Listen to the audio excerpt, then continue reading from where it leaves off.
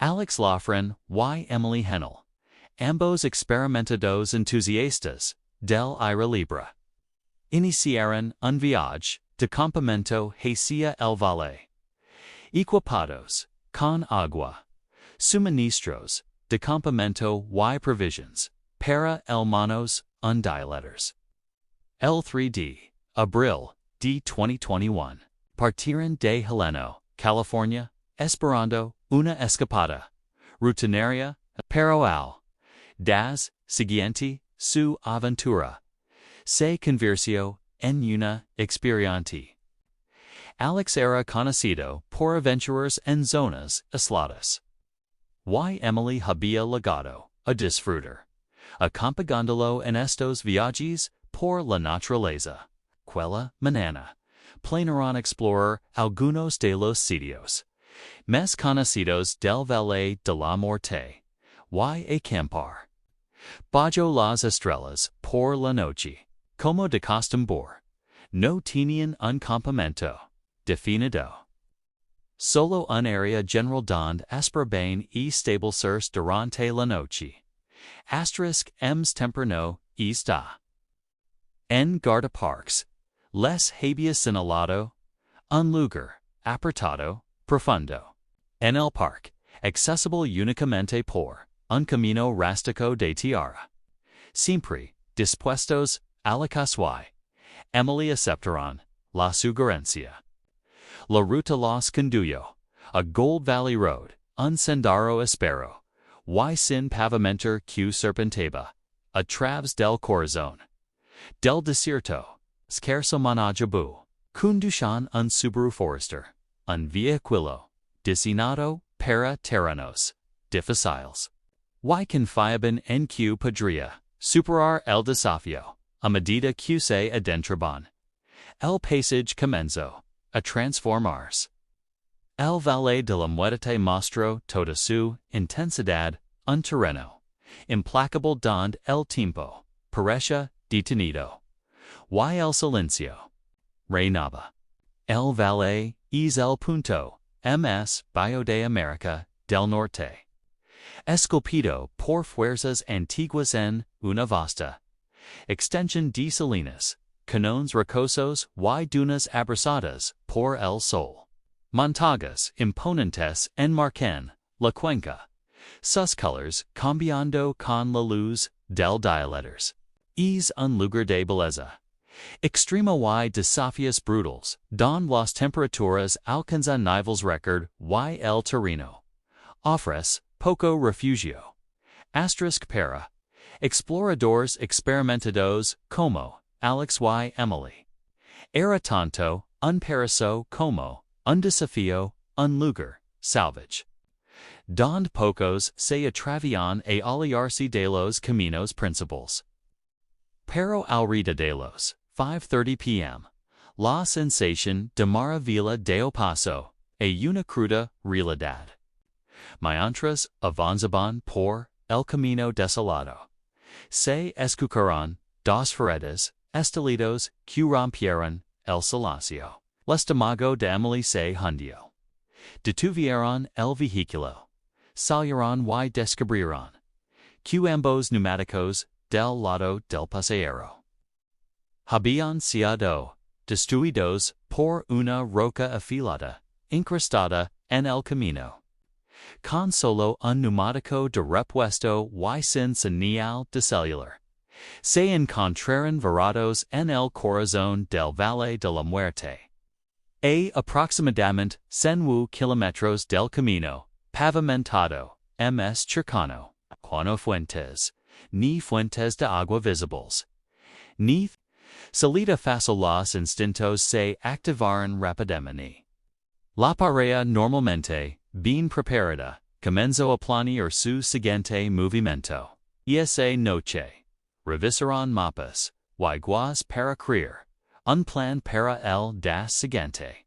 Empacaron una mochila con varios litros de agua, algunas porciones de atún, para cada uno un kit de supervivencia y otros elementos essentials que pudiera necesitar. Pasaron la noche en el vehículo, tratando de descansar para la larga caminata. Q les esperaba. La city am. Tomaron una decisión crítica. En lugar de retroceder, la centurú kilómetros Q habían recorrido. Eligieron una nueva ruta hacia Mormon Point. Atravesando un paso montañoso por un sendero reconocido, esperando encontrar ayuda o ligar en área con asistencia cercana. Su camino elegido atravesaba un cañón escarpado con acantilados y descensos vertiginosos. Antes de partir, dejaron un mensaje dentro del Subaru. Dos neumáticos desinflados y provisions para 3 días de agua hacia Mormon Point hicieron todo lo posible por indicar que estaban en peligro, colocando señales visibles y formando con Pedros una flecha grande que señalaba la dira sendero planido bajo la oscuridad de la madrugada. Comenzaron su travesía. La luna iluminaba el desierto con un brillo sorprendente, proyectando sombras platidas mientras avanzaban. A pesar de comprender la gravedad de su situación, posiblemente una cuestión de vida o muerte, encontraron momentos de calma y apreciaron la belleza extrema del Valle de la Muerte. Al ligar al sendero, Alex se detuvo para recolectar Pedros y crea otra flecha direccional por si alguien pasaba y seguía su ruta. Alrededor de las ATM, un atisbo de esperanza apareció. Encontraron un geocache oculto a lo largo del sendero. Dentro había un libro de registro y varios objetos dejados por otros excursionistas. Esto les aseguró que otros habían recorrido el mismo sendero, dándoles un impulso. Dopt mismo. Continuaron, pero la caminata pronto se volvió más exigente a medida que el sendero se estrechaba en un cañón estrecho. Paredes rocosas imponentes se elevaban sobre ellos y el camino se volvía cada vez más peligroso. Lleno de piedras afiladas y pendientes pronunciadas. Revisando el libro del geocache. Notaron una nota sobre una cascada de aproximadamente 21 metros cercana. Aproximadamente una milla ms adelante. La encontraron y el temor, los embargo, la cascada caía verticama. Por un acantilado. No había un descenso sencillo. La ruta claramente requería equipo de escalada, cuerdas, arneses, y otros instrumentos. Que no pasean. Buscaron un camino alternativo, pero no encontraron ninguno. Con opciones limitadas, tomaron una decisión crucial continuar. Incluso si eso significaba escalar el exposco apoyos naturales, rocas o salientes que pudieran servir de escalones. Emilia observaba, ansiosa mientras él comenzaba a descender pidiendo toda precaución. Paso a paso, la llamaba sin riesgos. Vi despacio. Por favor, ten cuidado. Alex avanzaba con firmeza, pero pronto llegó a un punto donde la roca no ofrecía zagars. Seguros, rudo, no veo un camino seguro para ver. Voy a subir de nuevo. Emily se mantuvo concentrada, escuchando los alrededores en busca de algo que pudiera ayudar. Entonces lo escuchó gritar. Perdí el lugar. El pánico la invadio. Busco ramas, cuerdas, o cualquier apoyo, pero era demasiado tarde. Segundos después. Alex resbaló y cayó archi metros, por la cara de la cascada, desapareciendo de su vista. Emily gritó, paralizada por el horror. Se encontraba sola, desesperada y conmocionada, sin saber qué hacer. A continuation. Por un golpe de suerte inimaginable, Alex seguía respirando. Llamó a Emily instandola a buscar ayuda, el tiempo se escapaba. Minutos antes, ella había notado una posible ruta en la pared del cañón, una grieta estrella a la izquierda del acantilado. Alex había caído a la derecha, pero esa fisura parecía su única esperanza para alcanzarlo. Sin dudarlo, Emily tomó una decisión desgarradora. Su segunda personal paso a segundo plano. Debía ligar el cruzo al lado izquierdo del cañón, aferrándose a las paredes rocosas con los brazos extendidos, apoyándose entre ambos lados de la grieta. Pulgada a pulgada, descendió cuidadosamente al abismo. A mitad de camino, llegó a un punto, donde la roca ya no ofrecía ems, a garza suspendida a unos 9 metros del suelo restante. Soltó su mochila, esperando amortiguar su impacto. Con una respiración profunda, se dejó caer. Cayó con fuerza, sintiendo dolor inmediato en el cuerpo. Aterrizó de pie, y escuchó el chasquido inconfundible de un hueso. Se había roto el tobillo, pero milagrosamente no sufrió otras lesiones graves. Impulsada por la adrenalina y el miedo, se levantó y cogió haía dam caído Alex, pero ya era demasiado tarde. Alex había sufrido heridas fedos. Había fallecido en el cañón el domingo de Pascua, 4 de abril de 2021. Emily estaba devastada, pero no había tiempo para lamentarse. Necesitaba evaluar su entorno.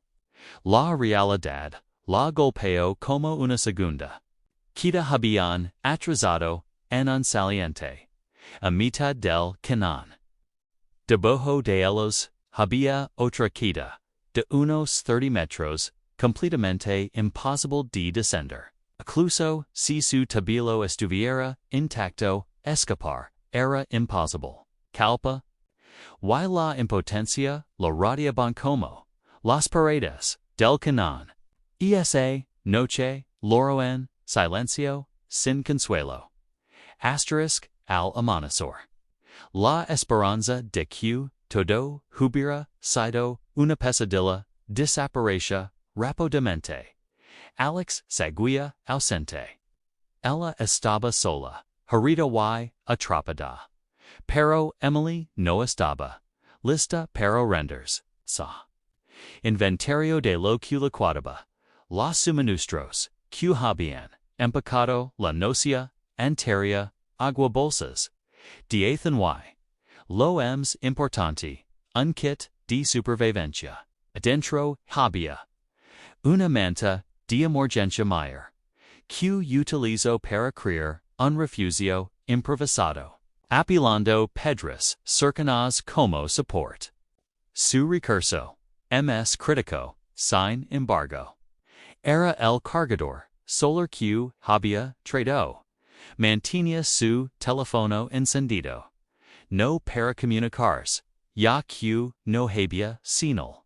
Aquino por mantener un diario, una manera de aferras. A la cordera, una forma de documentar su esperanza. Cada da escribía Seremos rescatados. Saldramos de aquí. Pero incluso, mientras escribía esas palabras, sabía que las probabilidades estaban en su contra. Este era uno de los rincones más aislados del Valle de la Muerte, remoto, silencioso y brutalmente implacable. Aunque el cañón, ofrece sombra, no la protegia de la intensidad del desierto. Cada da. A la 1:30 p.m., el sol se filtraba por la estrella abertura superior, lanzando las y calor, implacables sobre el saliente. La desgraciación y las quemaduras solares se convertirán en sus nubos en nibos. Afortunadamente, descubrió un pequeño nicho en el saliente, lo suficientemente grande para refugiarse durante las horas calurosas, durante unas 4 horas al día, a la protegia del sol ms intensa. A tesorola, un ritual diario, una lista de tareas de supervivencia que debía completar antes de que el sol alcanzara su zenit. Cruel. A tarea importante. Resistir la tarde. Ligar a la noche y repetir la cascada, aunque lejos de ser majestuosa, fluye junto a la como un salvavidas. No era mucho más un flujo constante que una cascada, pero proporcionaba suficiente agua para llenar sus botellas y mantenerse con vida. Atrapada en es saliente, con el cuerpo de Alex a solo unos metros cada hora era. Una batalla contra la tristeza. El calor, el dolor y la desesperación. Sin embargo, de algún modo continuo. Usando sus recursos limitados, y su voluntad inquebrantable, Emily tomó control de su único salvavidas, el pequeño arroyo, que descendía por la pared del cañón. Con determinación y creatividad, construyó un pequeño dique para acumular el agua, creando un lugar donde podía remiar su toalla y ropa. Fue un paso crucial para regular su temperatura corporal en el calor abrasador. La Monta Mayor. Empacada, originalmente para conser calor durante se convirtió en nona herramienta multifuncional. Servía como sombra, protegiéndola de los rayos inclementes del desierto. Pero no estaba diseñada para este tipo de uso. La lámina metálica fina se descaraba con facilidad por el viento, las rocas y el paso del tiempo. Da pasaba, casi, una hora reparando la manta frágil usando curetas del kit de supervivencia para mantenerla unida. MSA a la de la comida, y el agua, se convirtió en su objeto. Sprechado. Y con cada da que pasaba, su importancia solo crecía. Mientras tanto, lejos del cañón, Emily luchaba por sobrevivir, el mundo comenzaba a notar su ausencia. La noticia de la pareja desaparecida se difundió por todo el país. Equipos de búsqueda y rescate recorrían el Valle de la Muerte, inspeccionando cada sendero, atracción y camino rústico. Para el miércoles, de abril de Arling. Habían pasado 4 días desde la desaparición de Alex y Emily da. Los equipos revisaron minuciosamente la Death Valley Highway y los acantances vino un Jalisco, clave. Alex había formado un registro de excursiones antes de partir Indicando el área que planeaban explorar. Es rostro lavo. A los rescatistas. A Gold Valley Road. Donde finalmente localizaron. El Subaru Blanco. Abandonado y cubierto. De polvo del desierto. Dentro. Una nota manuscrita. Revelaba la última dirección conocida de la pareja Haitiana Mormon. Point. Fue la pista que todos asproban. En la mañana del 8 de abril. Emily escuchó un sonido. Extrago en el cañón, el zumbido. Lejano de las hélices de un helicóptero cortando el aire. Su corazón se aceleró. Es ahora pensó. Tomo la manta mayor. Y la agito con todas sus fuerzas. El helicóptero volamió por no la vio. Luego, el sonido regresó. Ms fuerte, esta vez, resonando contra las paredes. Del cañón, que la manta, nuevamente, desesperada, por favor, viendo. Esta vez, el helicóptero redujo la velocidad, y detectó el reflejo de la manta brillante. La habían encontrado. Alex y Emily finalmente fueron localizados. Pero para su incredulidad, el helicóptero se alejó. Emily lo vio desaparecer. Ems. Ala de los acantilados, atenida. Pero sabía que la habían visto. El rescate estaba en marcha. Pasó una hora, luego otra. Y otra ems. El da avanzaba. Lentamente. El sol comenzaba a elevarse. Sobre el bord del cañón. Devolviendo su viejo tormento.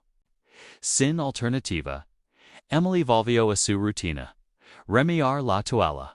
Moller la ropa. Atrasas hasta el nicho sombrero. Y espera, asterisk. Cuando la última luz comenzó. A desvanecerse al redada. De las 7:30 p.m. Un nuevo, sonoro resono. En el cañón. Ems. Agudo y cercano que antes. Un dron flotaba sobre ella. Proyectando un foco de luz. Había sido enviado para confirmar su condición y establecer contacto. Emily sintió frustración. Estaba encontrada. Pero en no rescatada. Otra noche. Otra prueba de resistencia. Aún así. Ya no estaba sola. La hada finalmente. Estaba cerca. Asterisk al amanecer del día siguiente. Emily se aferró a una frágil esperanza. Escuchó atentamente. Y entonces llegó el inconfundible golpe de los cielos de un helicóptero. Cortando la quieta matutina. Esta vez.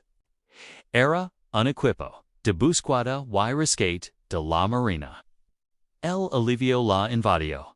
Pero el rescate no era sencillo. El terreno escarpado del cañón dificultaba todo. Los rescatistas intentaron primero unizado. Bajando a dos miembros. Hacia su ubicación, pero las paredes estrechas y torcidas, combinadas con los vientos impredecibles de las hélices, hacían que el descenso fuera casi imposible. Durante 20 largos minutos, Emily observa como el equipo luchaba contra la gravedad y los geologilators. Una y otra vez, eran desviados de curso, pero finalmente, contra todo pronóstico, llegaron a ella. Asterisk, el equipo aseguró a Emily en una camilla, colocándola para el isodo. Mientras la levantaban, cierra los ojos con fuerza. La sensación de elevarse, suspendidas sobre las rocas afiladas, y ver su trama era demasiado. No podía morir, pero la curiosidad tiró de ella. Asama la vista. Deba Jose Extendia. El Vasto. Interminable, Desierto del Valle, de la Muerte, un mar de Pedra y Arena. Era surrealista, que la hubieran encontrado en un lugar tan remoto. Parecía un milagro. Emily fue transportada por aire a un lugar seguro y llevada a un hospital cercano, donde fue sometida a cirugía de emergencia por su tobillo fracturado. Pasó 6 días recuperándose bajo la atenta mirada del personal médico. Los doctores comentaron que la simple decisión de mantener el zapato puesto, tomada en el calor de la supervivencia, había evitado una hinchazón peligrosa y probablemente salvado su pie. Una vez estable, Emily regresó a su hogar en Cincinnati, Ohio. Había sobrevivido en uno de los lugares más implacables del planeta. Contigo el peso de la pérdida, la fuerza de la resistencia, y una historia que pocos podrían imaginar en honor a Alex, una ley que él había apoyado fue renombrada y aprobada. La ley de veteranos y parques Alexander Lafren, que otorga acceso gratuito de por vida a los parques nacionales para veteranos y familias de estrellas doradas, fue firmada en diciembre de 2021, representa un tributo duradero a un hombre que crea en el poder sanador de la naturaleza y a una mujer que demostró son fuerte tho y espíritu humano. La historia de Emily Henales, una de fuerza inimaginable, dolor y supervivencia frente a una pérdida abrumadora eligió seguir adelante honrando la memoria de Alex Lofren cada dialis.